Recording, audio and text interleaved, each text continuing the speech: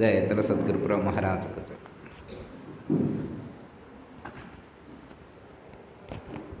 నేను కూడా రెండు మాటలు చెప్తామని.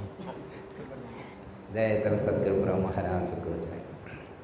గురుర్బ్రహ్మ గురుర్విష్ణు గురుర్దేవో మహేశ్వరః గురు సాక్షాత్ పరబ్రహ్మ తస్మై శ్రీ గురవే నమః. శ్రీ దక్షిణామూర్తి సమారంభాం శ్రీ శివరామదీక్షితమధ్యమాం శ్రీ బురహానార్య పర్యంతం వందే శ్రీ సత్యయాఖ్య గురు పరంపరాం. జయతల సద్గురు మహారాజుకు ఈరోజు మాతృమూర్తియగు శ్రీ మాతా చంద్రమాంబ గారి యొక్క పంచమ వార్షిక ఆరాధన కార్యక్రమం. ఈ సందర్భంగా మరి గురుమూర్తి యొక్క అనుగ్రహంతో రెండు మాటలు గుర్తు చేసుకునేటువంటి ప్రయత్నం చేద్దాం.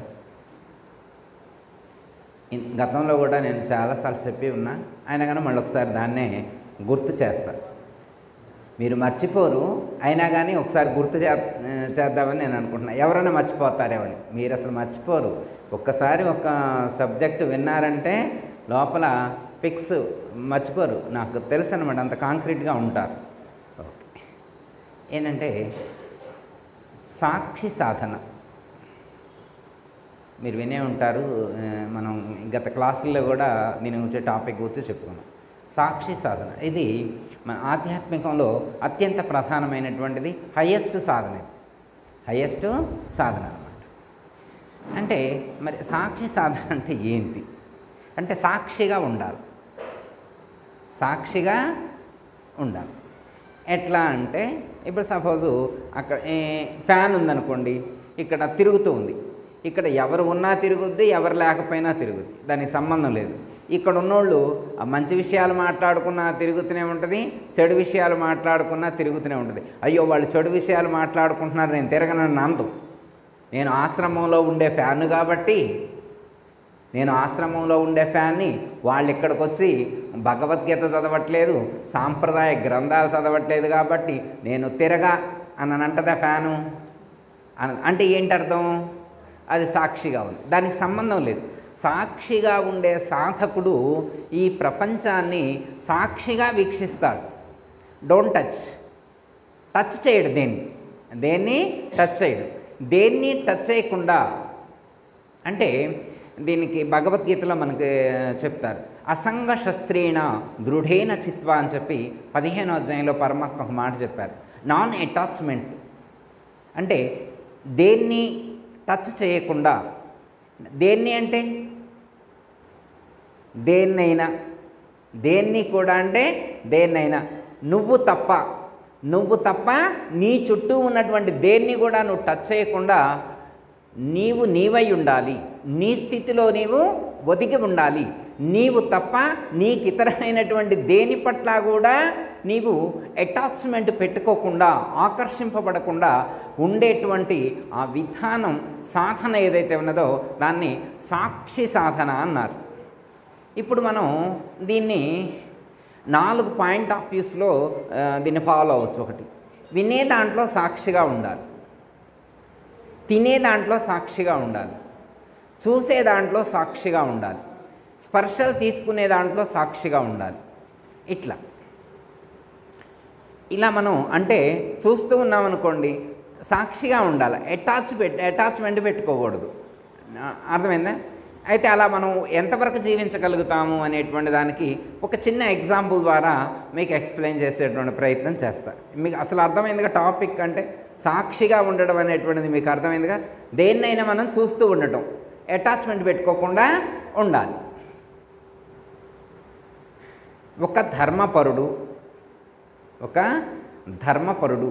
100% ధర్మంగా జీవించేటువంటి ఒక మహాత్ముడు, ఒక యోగి, ఒక జ్ఞాని అనుకోండి.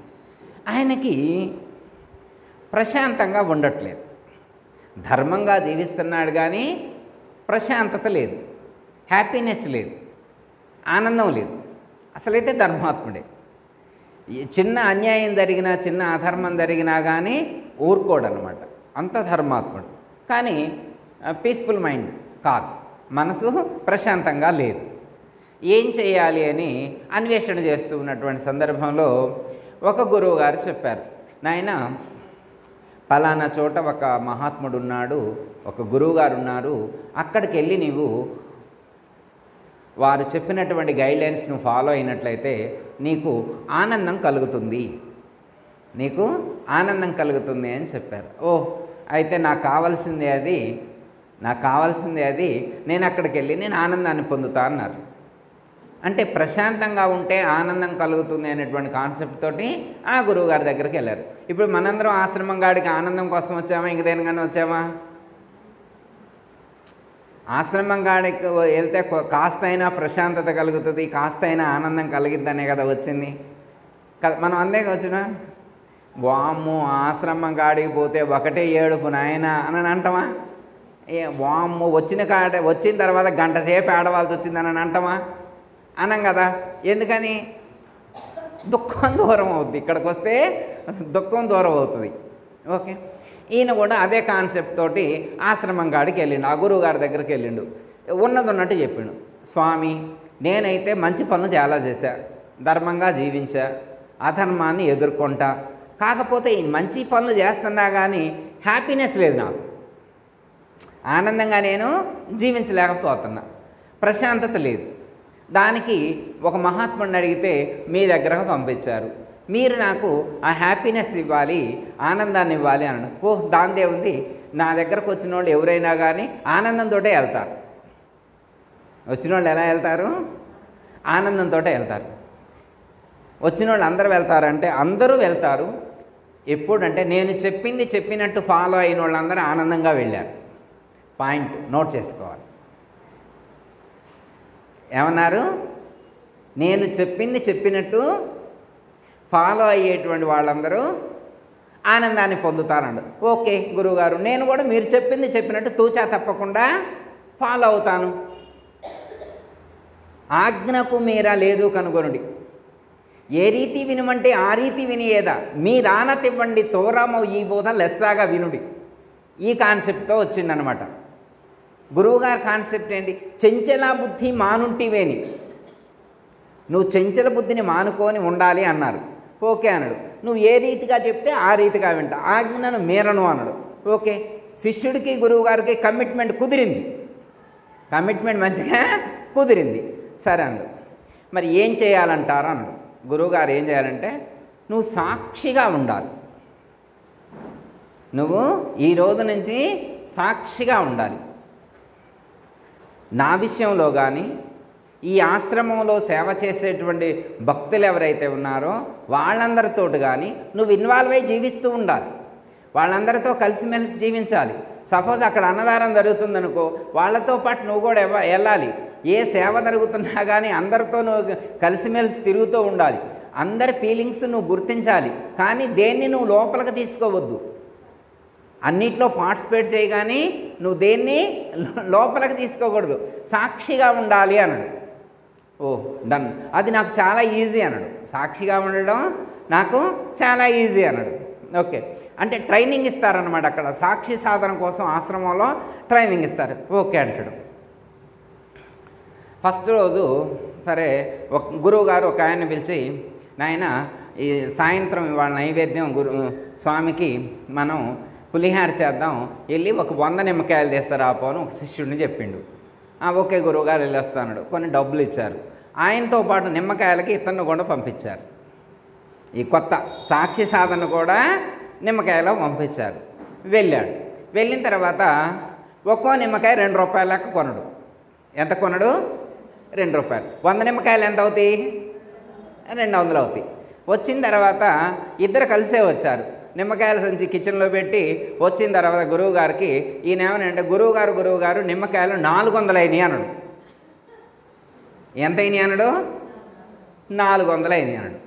ఈ పక్కన సాక్షి సాధకుడు ఉన్నాడు కదా, అసలే ధర్మాత్ముడు, వీడు తట్టుకోలే. ఎంత డిఫరెన్స్ వచ్చింది? 200. గురువుగారికి డబ్బులు ఇచ్చేసిండు. గురువుగారు అసలు పట్టించుకోవాలా. అర్థమైందమ్మా? రాసుకున్నాడు 100 నిమ్మకాయలు 400 అని రాశాడు, కానీ ఆయన ఫీల్ అవుతున్నాడు. ఇదేంటి, ఈయన ఆశ్రమంలో సేవ చేస్తున్నాడు, 100 నిమ్మకాయలు తెమ్మంటే తీసుకొచ్చిండు, 200 అయింది. 200 అయితే ఎంత తీసుకోవాలా? అసలు యాక్చువల్గా ట్రాన్స్పోర్టేషన్తో కలిపి కూడా మొత్తం కలిపి 190 అయినాయి. 190 అయినాయి. సరే ఓ 10 ఎక్స్ట్రా వేసుకున్నా కానీ 200 కావాలా? కానీ ఈయన ఏం చేసిండు, 400 అని చెప్పిండు.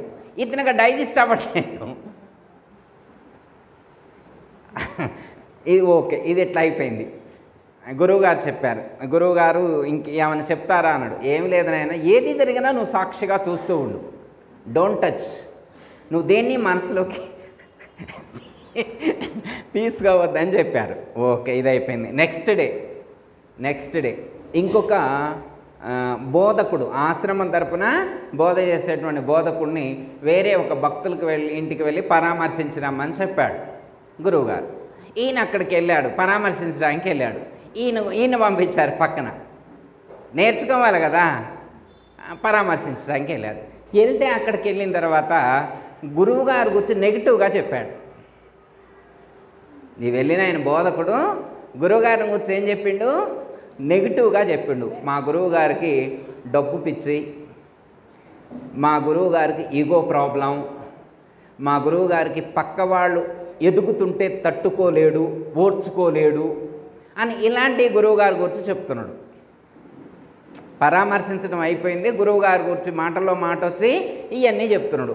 పక్కన ఈయనున్నాడుగా, నేర్చుకోవడానికి పోయిన ఈయన తట్టుకోలేకపోతున్నాడు. గురువుగారిని గురించి ఇలా చెప్తున్నాడు ఏంటి?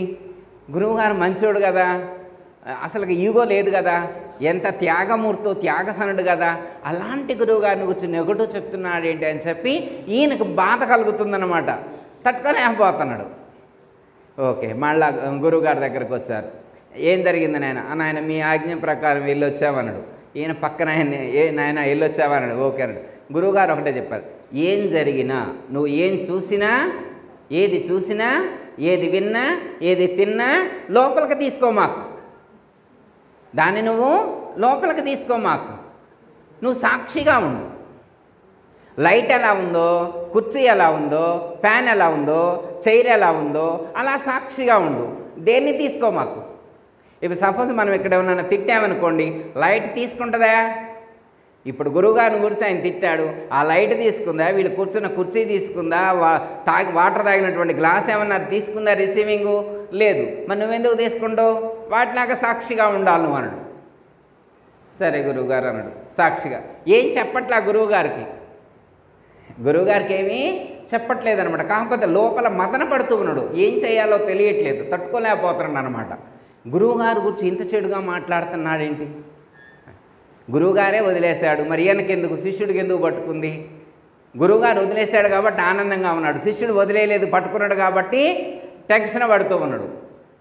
శిష్యుడికి రాత్రిపూట నిద్ర పట్టట్లా, పడుకుంటే రాత్రిపూట నిద్ర పట్టట్లా, ఇవే గుర్తుకొస్తున్నాయి. తర్వాత 3 రోజుల తర్వాత పౌర్ణమి పూజ వచ్చింది. ఏమొచ్చింది? పౌర్ణమి పూజ వచ్చింది. ఇంకో శిష్యుడిని పిలిచిండు. కిరాణం సరుకులు, కూరగాయలు, ఫ్రూట్స్, స్వీట్స్ ఇవన్నీ తీసుకురమ్మని 10,000 ఇచ్చాడు.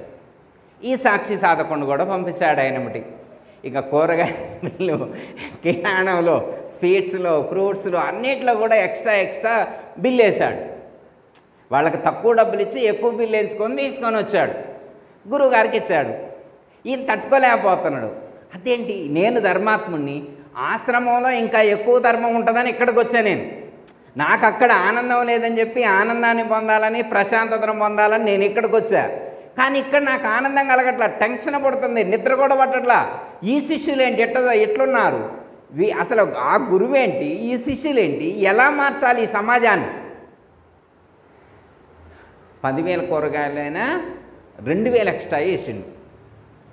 శిష్యుడు 2,000 ఎక్స్ట్రా వేసి తీసుకున్నాడు. ఇలా గురువుగారు ఏముంది, ఎంత అయింది ఆయన అన్నాడు. 12,000, గురువుగారు ఇంకా 2,000 ఇవ్వన్నాడు. 12,000 ఇచ్చిండు, ఆయన ఆనందంగా ఉన్నాడు. గురువుగారు 12,000 ఇచ్చిండు, ఆయన ఆనందంగానే ఉన్నాడు, శిష్యుడికి ఆనందంగా లేదు. మరి గురువుగారికి ఆ మాత్రం తెలియదని 12,000 అవుతాయని, 10,000 అయినా 12,000 అయితే తీసుకుంటున్నాను ఆనందంగా ఆ మాత్రం కనుక్కోలేనంత గురువు ఆయనకు అది తెలుసు. కాకపోతే గురువుగారు లోపలికి తీసుకోవాలి. గురువుగారు లోపలికి తీసుకోవాలి. శిష్యుడు లోపలికి తీసుకున్నాడు కాబట్టే హ్యాపీగా లేడు. ఇక మొన్న జరిగిన వార్షికోత్సవం లాంటిది పెద్ద పూజ జరిగింది. చూడండి అమ్మ, పెద్ద పూజ జరిగితే ఎక్కువ ఖర్చు అయింది. యాక్చువల్గా 7,000 ఖర్చు అయితే 7 లక్షలే ఖర్చు అయితే 10 లక్షలు వీళ్ళేశారు. ఇక శిష్యుడు ఈయన తట్టుకోలేక గురువుగారి దగ్గరకు వచ్చి, గురువుగారు నేను ఇక ఓపెన్ అన్నాడు. నేను తట్టుకోలేకపోతున్నా, ఇక నేను ఓపెన్ అవుతాడు. అసలు ఓపెన్ అవ్వటం ఏంటి నాయన అన్నాడు. ఏంది నాయన, నువ్వు ఇప్పుడు దాకా సాక్షిగా ఉండలేదా? నువ్వు చూస్తూ ఉండట్లేదా? ఏమన్నా లోపలికి ఏమన్నా తీసుకుంటున్నావా? లోపలికి ఏదైనా దూరితే, లోపలికి ఏదైనా ఫీలింగ్స్ దూరితే అవి బయటకు వదిలేయి. లేకపోతే లోపల ఉంటావి నిన్ను నిద్ర పట్టనీయవు. నీకు బీపీ పెరుగుద్ది, నీకు షుగర్ పెరుగుద్ది, థైరాయిడ్ ప్రాబ్లం వస్తుంది, నీకు హెల్త్ ఇష్యూస్ వస్తాయి, బీపీ పెరుగుద్ది, సైకలాజికల్ ఇన్బ్యాలెన్స్ ఏర్పడుతుంది, ప్రశాంతంగా కోల్పోతావు. బయటకు వదిలేయి అంటాడు. నేను వదలా. మొత్తం ఇప్పుడు ఇక్కడ మీకు చెప్పాల్సిందే అని గట్టిగా గురువుగారిని కూర్చోబెట్టి మొత్తం కక్కిండు. ఆయన ఈ వచ్చి ఒక 3 నెలలు అవుతుంది కదా, ఈ 3 నెలల నుంచి ఆయన దాచుకున్న మొత్తం అక్కడ వదిలే గురువుగారికి చెప్పాక ఇప్పుడు నాకు హ్యాపీగా ఉంది గురువుగారు అన్నాడు. ఇప్పుడు నాకు హ్యాపీగా. నాయన ఇప్పుడు దాకా ఏం చేస్తున్నట్టే, మీరు చెప్పారు నాయన గారు, సాక్షిగా ఉండమన్నారు, కానీ నేను ఉండలేకపోతున్నా. ఈ ఆశ్రమంలోనే నేను ఉండలేకపోతున్నా. ఇంటికాడ ఎలా ఉంటా, మా ఫ్యామిలీ మెంబర్స్తో ఎలా ఉంటా, సమాజంలో ఎలా ఉంటా, నా కొలీగ్స్తో ఎలా ఉంటా, జాబ్ చేసే కూడా నేను ఎలా ఉంటా, ఈ ప్రపంచంలో ఎంత మోసం జరుగుతుంది, ప్రపంచం ఎంత అన్యాయంగా నడుస్తుంది, ఎంత అధర్మంగా నడుస్తుంది, ఇలాంటి సమాజంలో ఎంతోమంది మోసం చేసే వాళ్ళ మధ్య నేను సాక్షిగా ఉండగలనా, సాక్షి సాధన చేయగలనా? గురువుగారు మీరు ఇంత సాక్షిగా ఎలా ఉంటున్నారో నాకు తెలియట్లేదు. గురువుగారు అప్పుడు చెప్పాడు, నాకు తెలిసిన ఆయన 3 లక్షలు ఎక్కువైన విషయం అయినా కానీ నేను వదిలేసా, నాకేం పని, అది నాకు సంబంధం లేని విషయం నాకు తెలుసు. అయినా కానీ ఓ 3 లక్షలు ఎక్స్ట్రా ఈ లోకంలో ఉంచిపోయినవనుకో, పోయేప్పుడు ఓ 3 లక్షలు ఇప్పుడు ఆయన శిష్యుడు తీసుకున్నాడు కాదు, నేను నిక్కచ్చగా లెక్కొప్ప చెప్పమని రూపాయి రాసి ఓ 3 లక్షలు ఎక్స్ట్రా జమ చేసి ఉంచినాకో నాకేమైనా ఉపయోగపడతాయి? అవి కూడా వదిలిపెట్టిపోయేదే కదా. మరి దానికోసం నేనెందుకు తప్పించాలి? నాకేం అవసరం? నేనెందుకు డిస్టర్బ్ అవ్వాలి? నేనెందుకు సైకలాజికల్గా ఫీల్ అవ్వాలి? ఒకళ్ళ కోసం నా యొక్క ప్రశాంతతను నేనెందుకు కోల్పోవాలి? ఇలా సాక్షి సాధన ప్రతి సందర్భంలో చేయగలిగితే హ్యాపీగా ఉంటారు. నేను ఈ మధ్యనే మన భక్తులే ఒకళ్ళు చెప్తే నేను విన్నాను. వాళ్ళ కొడుకు కోడలు మాట్లాడుకునే విషయాలు వారికి తెలుసంట. కొడుకు కోడలు మాట్లాడుకునే విషయాలన్నీ వారికి తెలుసట. తెలిసినా కానీ మళ్ళీ వచ్చి అడుగుతారట, అమ్మ ఇలా అనొచ్చా తను అన్నాడు. కోడలు వచ్చి, అత్తయ్య గారు ఇలా అనొచ్చా మీ అబ్బాయి? నేను మీ ఇద్దరి విషయాల్లో నేను జోక్యం చేసుకోను, మీ ప్రాబ్లమ్స్ మీరు సాల్వ్ చేసుకోండి, నాకు సంబంధం లేదు. నేను గురువుగారు చెప్పినటువంటి సాధనలో ఉన్నా, అది మీ ఇద్దరికి సంబంధించిన విషయం, మీరు చూసుకోండి, డోంట్ యాక్సెప్ట్, నేను వాటికి ఇన్వాల్వ్ అవ్వనని చెప్పి తను హ్యాపీగా ఉంటుంది. ఆమెకు తెలుసు ఎవరి తప్పో తెలుసు, ఎవరి తప్పో తెలుసు. వాళ్ళు మాట్లాడుకుంటారు, ఇవాళ అరుచుకుంటారు, రేపు హ్యాపీగా ఉంటారు, మళ్ళీ ఎల్లుండి వచ్చి వీళ్ళతోటే తగ్గు పెట్టుకుంటారు. వాళ్ళిద్దరు కలిసి వచ్చి ఇవాళ విడివిడిగా వాళ్ళు తగ్గు పెట్టుకొని 2 రోజులు అయిన తర్వాత వాళ్ళిద్దరు కలిసి వచ్చి వీళ్ళతోటే తగ్గు పెట్టుకుంటారు అనే విషయం కూడా తెలుసు. నాకెందుకు? నేను అప్పుడు సాక్షిగానే ఉంటా, ఇప్పుడు సాక్షిగానే ఉంటా. సాక్షిగా ఉండటం రావాలి. ఒకటి అన్యాయం జరిగినప్పుడు కానీ, ఒకటి అధర్మం జరిగినప్పుడు కానీ చూస్తూ నీ ముందు ఎవరు ఏదనుకున్నా కానీ నువ్వు సాక్షిగా ఉండగలిగితే నువ్వు హ్యాపీగా ఉంటావు, నువ్వు ఆనందంగా ఉండగలుగుతావు అని చెప్పి సాక్షి సాధన గురించి సూచించడం అనేటువంటిది. మీరు రమణ మహర్షి ఆశ్రమం కాడకు వెళితే కూడా, రమణ మహర్షి ఆశ్రమంలో కూడా కొంతమంది శిష్యుల యొక్క ప్రవర్తనా శైలి అనుకూలంగా లేనటువంటి సందర్భంలో కూడా రమణ మహర్షి మౌన ధ్యానంలోనే ఉన్నారు, మౌనంగానే ఉన్నారు అని చెప్పి మనకు చాలామంది సూచించడం కూడా జరిగింది. అంటే సాక్షిగా ఉండటం వల్ల మనం హ్యాపీగా ఉంటాం. సాక్షిగా ఉంటే మనం హ్యాపీగా ఉంటాం. మనం సాక్షిగా ఉండగలుగుతామా? ఇప్పుడు పక్క వాళ్ళు ఏదైనా పొరపాటు మాట్లాడుతున్నారనుకోమ్మా, మన ముందే వాళ్ళు అబద్ధం ఆడుతున్నారనుకో, లోపల బ్లడ్ రగులుతుంటుంది అనమాట, పళ్ళు కొరుకుతుంటారనమాట. అర్థమైందా? సినిమాలో చూపిస్తారు నరాలు లావై బర్రన పైకి ఎక్కినట్టు. పాపం మనకు అవసరమా అమ్మ? వాళ్ళ ఫ్యామిలీ విషయాలు వాళ్ళు చూసుకుంటారు. మనం ఎందుకు నరాలు తెంచుకోవడం మనకెందుకు? నరాలు పరిగెత్తించడం మనకెందుకు? మరి ఆశ్రమానికి వచ్చింది దేనికి? ఆశ్రమానికి వచ్చింది రక్తం పరుగులెత్తించడానికా? రక్తాన్ని ప్రశాంతంగా ఉంచడానికా? పరుగులెత్తియడానికా? ఏ హ్యాపీనెస్ ఏది? నాకు తల బద్దలైపోతుంది, నీకు అంతరంగా ఏంటి, హెడేక్ వస్తుందంట. అసలు నువ్వు ఇంత ప్రశాంతంగా ఉండాల్సి నువ్వు ఉండకుండా నాకు తల బద్దలైతుంది తట్టుకోలేకపోతున్నా. కోడలు అట్లంటుంది, ఏ పరాలు ఎలా అంటుంది, అత్తగారు అలా అంటుంది. నీకెందుకు? అత్తగారు ఏదంటే నీకెందుకు? నీ గురువు ఏం చెప్పారు? అత్తగారిని వదిలిపెట్టాలా, కోడలను వదిలిపెట్టాలా, కొడుకును వదిలిపెట్టాలా, మనవడిని వదిలిపెట్టాలా, మనవరాన్ని వదిలిపెట్టాలా, ఇల్లు వాకిలి ధనము బంగారం సమస్తాన్ని కూడా విడిచిపెట్టి వెళ్ళాలి. నువ్వు ఏది శాశ్వతం కాదని మరి తత్వం చదువుతున్నావుగా. మరి ఆశ్రమంలోకి వచ్చేమంటాం? ఎన్నాళ్ళు అంటే మనం అంటే ఇది అశాశ్వతం అంటాం. ఎన్నాళ్ళుండిన ఇహసుఖములలో కొన్నాళ్ళే కదా ఓ మనసా, నీ కొరకై నీ వారల కొరకై నిలవదు కాయము ఓ మనసా అని ఇక్కడ తత్వం చదువుతాం. మరి ఇది అశాశ్వతమైన తత్వం చదివినప్పుడు ఆ ఫీలింగ్ లోపల ఉండాలి కదా. ఇందాక పరమేశ్వరరెడ్డి గారు ఏమన్నారు? మనం ఆ భావానికి కట్టుబడి జీవిస్తే హ్యాపీగా ఉంటాం కదా అన్నారా లేదా గురువుగారు? మరి అంత హ్యాపీగా మనం లేవంటే ఇన్వాల్వ్ అవుతున్నాం, అటాచ్మెంట్ పెట్టుకుంటున్నాం. అటాచ్మెంట్ ఎంత బలంగా ఉంటే దుఃఖం అంత బలంగా వస్తుంది. మన దుఃఖానికి కారణం అటాచ్మెంట్. వస్తువుల్లో లోపం లేదు, వస్తువుల్లో దోషం లేదు, దోషం వస్తువుల్లో లేదు. మనం పెట్టుకునేటువంటి అటాచ్మెంట్ వల్ల ఆ ప్రాబ్లం అనేటువంటిది మనకు వస్తుంది. మనకి చెప్తారుగా, మొన్న కూడా అనుకున్నాం. ఎదుటి వాళ్ళ విషయాలని కాదు, మనం చేసే పనిలో కూడా సాక్షిగా ఉంటే, అంటే మనం చేసే ప్రతి పనిలో అన్నిట్లో గురుగారు పక్కన ఉంటే మనం ఎలా ఉంటాం? సాక్షిగా ఉన్నారు. మనం పక్కలే ఉన్నాడు అనుకోని మన జీవితం అంతా మన ప్రతి పనిలో కూడా గురుగారు నా పక్కలే ఉన్నాడు అనుకుంటే నీకు నువ్వు సాక్షి అనుకున్నా, గురుగారు పక్కన ఉన్నాడు అనుకున్నా అది సాక్షి అంటే నీకు ఈజీగా అంటే మనం ఆ ప్రశాంతతను కోల్పోకుండా ఉండటానికి అదొక మార్గం అనమాట. ఎల్లప్పుడూ ఆ ఫీలింగ్తో ఉండగలగాల, ఆ భావంతో మనం జీవించగలగాలన్నమాట. ఇప్పుడు ఆశ్రమం కాడికి వచ్చినా ప్రశాంతత లేకపోతే మరి ఇంటికాడ ఇంకెట్లా ఉంటుంది? అసలు ఇక్కడికి వస్తేనే ఆనందం లేదు, ప్రశాంతత లేదు, అని టెన్షన్ ఉందంటే మరి ఇంటికాడ ఇంకెంత ఆనందం అంటే ఇక్కడ లేని ఆనందం కానీ ఇక్కడ లేని ప్రశాంతత అక్కడ వచ్చిందనే.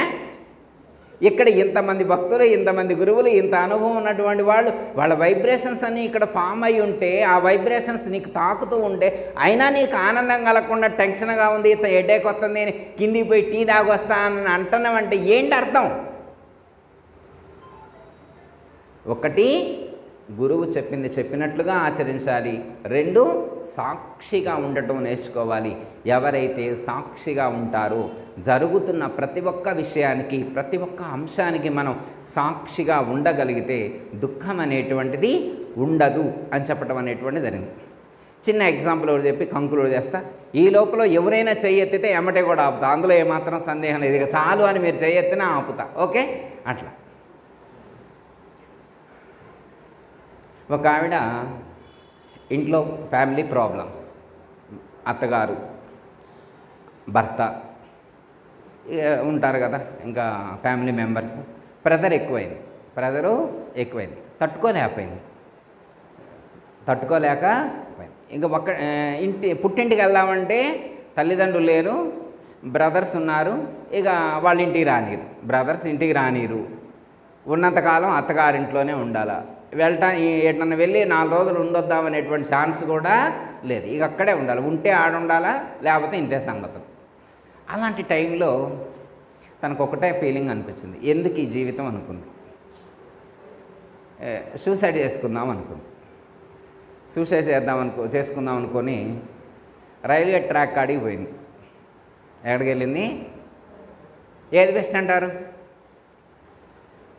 బస్సు బెస్ట్ అంటారా, డాబా మీద నుంచి లేదా బాయిలోకి రైల్వే ట్రాంకు ఏది బెస్ట్? ఆవిడైతే అది సెలెక్ట్ చేసుకుంది.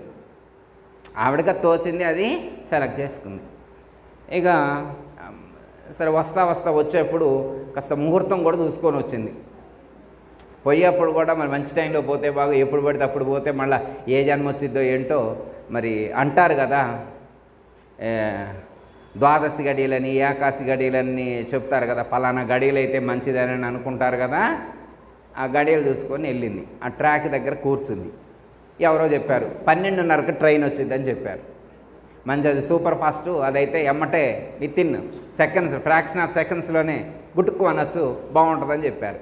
ఆ ట్రాక్ పక్కన కూర్చుంది. రైలు సౌండ్ వస్తే పడుకుందాం అనుకొని అక్కడ కూర్చుందనమాట. కూర్చున్న టైంలో అటు నుంచి ఒక సాధువు వెళ్తూ ఉన్నాడు. సాధువు వెళ్తూ ఉంటే ఈవిని చూశాడు.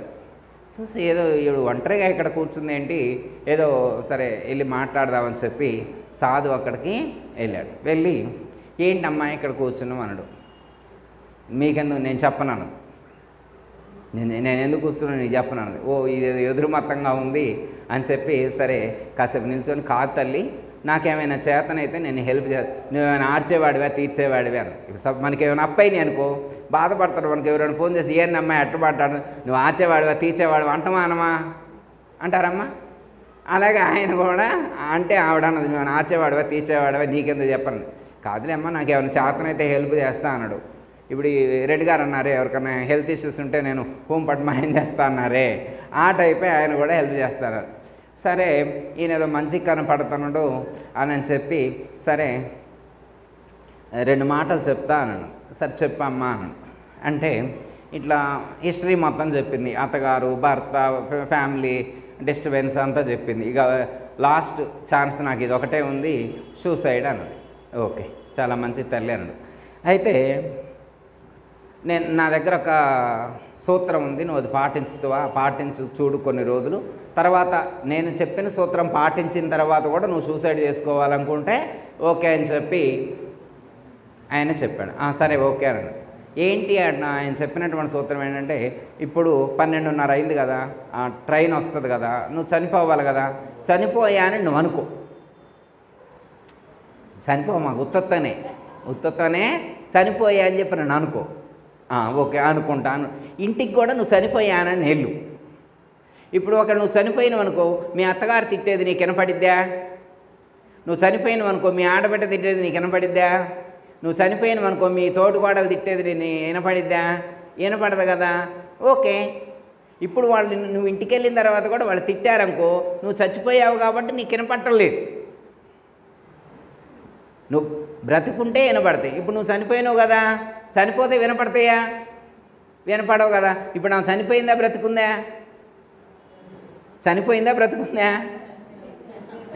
సరిగా చెప్పట్టు. ఇప్పుడు ఆవిడ చనిపోయిందా బ్రతుకుందా? అమ్మ చచ్చి బ్రతుకుంది అంటే కరెక్ట్గా చెప్పండి, ఏదన్నా ఒకటి చెప్పండి.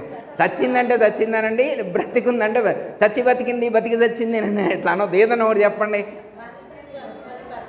అది అంటే లోపలైతే బ్రతికి ఉన్న ఫీలింగ్ లేదు, తాను లేను అనే ఫీలింగ్తో ఉంది. నేను లేను. ఇంటికి వెళ్ళింది. ఇక గురువుగారు చెప్పింది బాగా అర్థమైంది, బాగా వంట పట్టింది. ఆయన 5 నిమిషాలే, ఆయన మోటివేట్ చేసింది 2 నిమిషాలు, 5 నిమిషాలు ఆవిడ జీవితాన్నే మార్చేసింది. అంటారే ఒక ఐడియా మీ జీవితాన్ని మార్చేసిద్ది అంటారా? ఐడియా వాళ్ళు యాడు అద్భుతంగా లేదు. ఇప్పుడు ఆ గురువుగారు చెప్పినటువంటి ఐడియా ఆవిడ జీవితాన్ని మార్చేసింది. ఇంటికి వెళ్ళింది. వెళ్ళగానే ఇప్పుడు దాకా యాడికి పోయినావు అన్నది. మౌనం. ఇంతకుముందు ఎదురు చెప్పేది, ఇప్పుడు మరి నేను బతుకుంటే చెబుతా, చచ్చిపోయాక నేనేటి సమాధానం చెబుతా? చచ్చిన వాళ్ళు మాట్లాడకూడదు కదా. మౌనం. సరే వస్తే వచ్చిన వాడు దావన్నది. సరే అన్నది. ఓకే నేను అసలే చచ్చా, మళ్ళీ అత్తగారు కూడా చావన్నది. ఓకే సింక్ అయింది అనుకుంది, ఫీలింగు సింక్ అయింది, ఇంకా స్ట్రాంగ్ అయింది అనుకుంది. ఓకే ఇంట్లో పోయింది, భర్త వచ్చిండు, ఆయన ఏదో తిట్టిండు. ఓకే ఇప్పుడు బ్రతికుంటే రిసీవ్ చేసుకోవాలి. నేను చనిపోయా కదా, చనిపోయిన తర్వాత ఆయన తిడితే నాకేంటి, బ్రతికి ఓకే, బాగుందా లేదా సూత్రం, బాగుందా లేదా? ఇప్పుడు చనిపోయాక అవతల వాడు తిట్టుకుంటే మనకి సంబంధం లేదు, మనం బ్రతికుంటే మనకి ప్రాబ్లం, మనం బ్రతికుంటే మనకి ప్రాబ్లం. ఇప్పుడు ఆవిడ చనిపోయింది కదా, నో ప్రాబ్లం. తోటికాళ్ళు వచ్చింది, ఆవిడ రెండు అన్నది, ఓకే నాకేం సంబంధం లేదు. ఇప్పుడు పట్టించుకోవటంలా, ఎదురు కూడా మాట్లాడటంలా, ఎందుకంటే బ్రతికుంటే మాట్లాడుద్ది. ఇప్పుడు వాళ్ళు అనేది తను తీసుకోవట్లా, ఎందుకు తీసుకోవట్లా, రిసీవ్ చేసుకోవట్లా, ఎందుకు, ఆవిడ చనిపోయింది, ఆవిడ చనిపోయింది కాబట్టి రిసీవ్ చేసుకోవట్లా.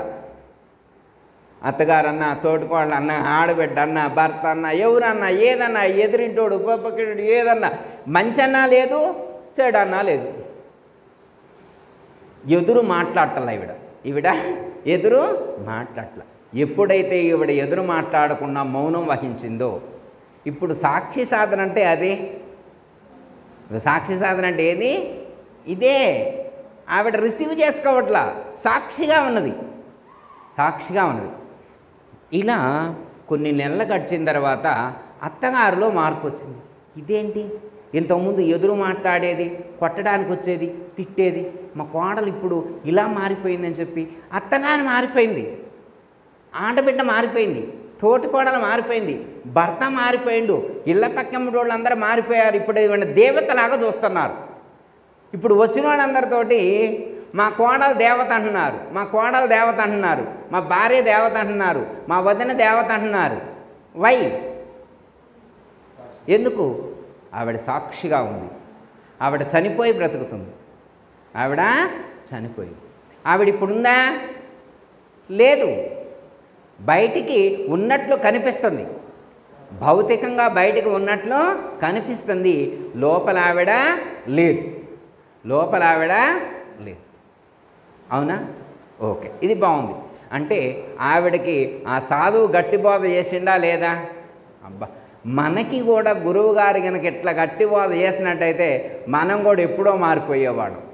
ఇప్పుడు ఆవిడ ఏడుస్తుందే, అసలు ఆవిడ ఏడుపు మర్చిపోయి ఎన్ని సంవత్సరాలు అయిందో, ఇప్పుడు ఆవిడ ఏడవటం మర్చిపోయి ఎన్ని సంవత్సరాలు అవుతుందో, అసలు డ్రాప్స్ రాలట్లా, డ్రాప్స్ కళ్ళలో నుంచి రావట్లా, ఫుల్ హ్యాపీ మూడ్లో ఉంది. అలా జీవితాంతం హ్యాపీగానే గడుపుతూ ఉంది. ఇప్పుడు బిడ్డ గురించి ఆవిడకి ఆలోచన లేదు, కొడుకు గురించి లేదు, కోడల గురించి లేదు, ఇంటి గురించి లేదు, అప్పు గురించి లేదు, ఆదాయం గురించి లేదు, దేన్ని గురించి ఆవిడ పట్టించుకోవట్లా, సాక్షిగా ఉన్నది. ఆవిడ చనిపోయి బ్రతుకుతుంది, చనిపోయి బ్రతుకు. ఆవిడలో ఏం చనిపోయింది? ఇప్పుడు మనిషి చనిపోయిందా? నేను అనే భావన చనిపోయింది. ఏం పోయింది? అహం అనేటువంటి భావన చనిపోయింది. అహం పదార్థ రహిత అంటే అదే. అహం పద అర్థరహిత. అహం అనేటువంటి పదం ఏ అర్థాన్నైతే సూచిస్తుందో దాన్ని రహితం చేసుకోమన్నారు. నేను చావాలి. ఏం చావాలా? ఇప్పుడు మనం ఉన్నామా? ఇంకా ఇప్పుడు మనం ఉన్నామా? చనిపోయామా? లేదా? అమ్మ ఉన్నామా? మరి చద్దామా? మరి అమ్మ మరి చద్దామా వద్దా? ఇంకా ఉందామా? ఇంకా ఇవన్నీ కమిట్మెంట్స్ పెట్టుకుందామా? కొడుకు, కోడలు, అల్లుడు, మనవడు, కూతురు, మనవరాలు, ఇల్లు, వాకిలి, పొలం, ఆదాయం, వచ్చేది పోయేది, ఇవన్నీ మరి మన తత్వం చదివా. ఇల్లు ఇల్లంటావు, ఉల్లాసపడతావు, నీ ఇల్లు ఎక్కడే మనసా. ఇల్లు ఇల్లంటావు, ఉల్లాసపడతావు, నీ ఇల్లు ఎక్కడే మనసా. అల్లంత దూరాన బల్లకాటిలోన, అల్లంత దూరాన బల్లకాటిలోన, నీ ఇల్లు ఉన్నదే మనసా, నీ ఇల్లు ఉన్నదే మనసా. మనమైతే ఆ ఇంటి కోసమా? ఇప్పుడు ఉల్లాసపడేది ఆ ఇంటి కోసమా, ఈ ఇంటి కోసమా? మనకి ఎన్ని ఇల్లులు ఎన్ని ఉన్నాయి? ఒకటా రెండా? ఒకటి మనం కట్టుకున్న ఇల్లు, ఒకటి ఎవరు కట్టుకున్నది? మనం కట్టు. రెండోది ఆయన కట్టింది. రెండోది ఎవరు కట్టారు? ఆయన. ఎవరు ఆయన? ఊరాయన కట్టారు. ఏ ఇల్లు? ఇదే కదా. శరీరం అనేటువంటి ఇల్లు ఎవరో కట్టారంట. మరి ఎవరో కట్టకపోతే నీకాడిది నువ్వేమైనా కట్టుకున్నావా? అమ్మ ఈ గురువుగారు మీకు తెలియట్లేదు, ఎవరో కట్టారన్నారు. నా గుండె ఎట్లాంటిది అనుకుంటున్నారు, నేను ఏది పెట్టానుకుంటున్నారు, కిడ్నీలు ఎట్లున్నాయి అనుకుంటున్నారు, ఎవరు అనుకుంటు, నేనే ప్రొవైడ్ చేసుకున్నా, నేనే పెట్టుకున్నా. నా గుండె, నా కిడ్నీలు, నా కళ్ళు, నా బ్రెయిను, నా న్యూరో సిస్టమ్, లివరు, ఇవంటారు ఎముకలు, ఇవన్నీ నేనే మనం తెచ్చుకోలేదమ్మా, తెచ్చుకోలేదా, మీరు తెచ్చుకోలేదా? వస్తా వచ్చేప్పుడు మంచి హార్ట్ కానీ మంచి లివరు మంచి కిడ్నీలు మీరు తెచ్చుకున్నాయి కదా, ఆయన ఇచ్చిండా ఏంటి, ఎవరైనా ఇచ్చారా ఏంటి? అమ్మాయి అర్థమైందమ్మా? మనకి ఇవన్నీ కూడా వారు ప్రొవైడ్ చేస్తే మనకు వచ్చినాయి. ఓకే, దీని గురించి మనకు ఈ పాటలో చెప్పడం అనేటువంటిది జరిగింది. ఇల్లు అంటావు ఉల్లాసపడతావు అంటే ఈ ఇల్లు అనేటువంటిదే శాశ్వతం కాదు, ఇదే అశాశ్వతమైనది అని చెప్పారు. కాబట్టి మనం ఇది లేదు ఇది లేనిది అనేటువంటి భావనతో ఈ ఇంటిని తీసేస్తే ఇంకేముంటుంది, నేనుంటా. ఆ నేనును గురువుగారికి దక్షిణగా సమర్పించమన్నారు. అది కనుక మనం సమర్పించినట్లయితే సాక్షి సాధన స్థిరమైనట్లే. ఓకే, అప్పుడు మనకి ఆ యొక్క దుఃఖం రాదు, సుఖము రాదు. సుఖ దుఃఖాలకు అతీతంగా జీవించేటువంటి స్థితి స్థిరమవుతుంది.